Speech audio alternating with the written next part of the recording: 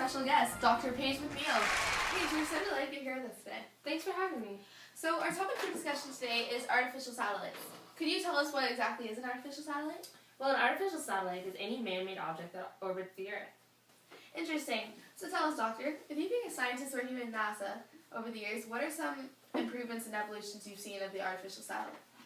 Well, many things have changed, such as the size, durability, comfort, the greater capacity in improving our society, and much more. So can you give us a little background information about the history of the artificial satellites? Yeah, the first ever artificial satellite was launched into space on October 4th, 1957 by the Soviet Union.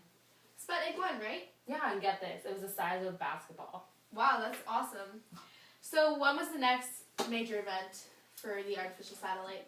Well, the next artificial satellite that was launched was, again, by the Soviet Union on November 4th, 1957, and it was also called Sputnik, but Sputnik 2.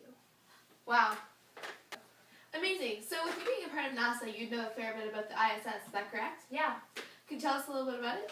Well, the ISS is the largest artificial satellite to date. It's almost the size of a full soccer field, so it's pretty Oh my big. god. Do you know how much it weighs? Yeah, it weighs 925,000 pounds. Wow. So Paige, tell us, when did the Canadians come into play? The Canadians decided to join this trend by launching their very own artificial satellite on September 29th, 1962. And what was the name of the satellite? It was called the Alouette 1, which is French for Skylark. That's Fun fact. amazing. Yeah. Moving on to 2014, we've seen so many examples of artificial satellites having an effect on today's society. Could you tell us a little bit about that? Well, the effects that artificial satellites have on society right now are that it controls the weather predictions. It gives us what they think the weather will be.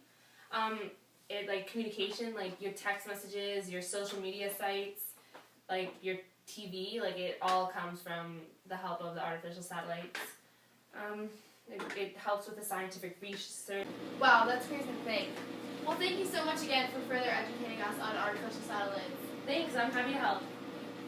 I'm your host, Katie, on Science at 9, and I'm signing out. Stay classy, 1008. Artificial satellites are necessities in our everyday lives. Without them, our lives wouldn't be nearly as advanced as they are now. Here's a glimpse into what our lives would be like without artificial satellites.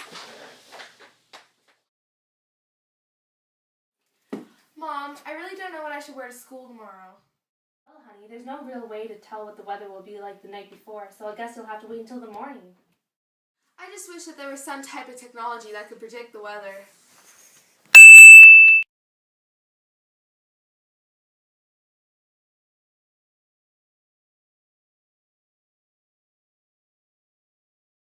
Deliver this to Katie.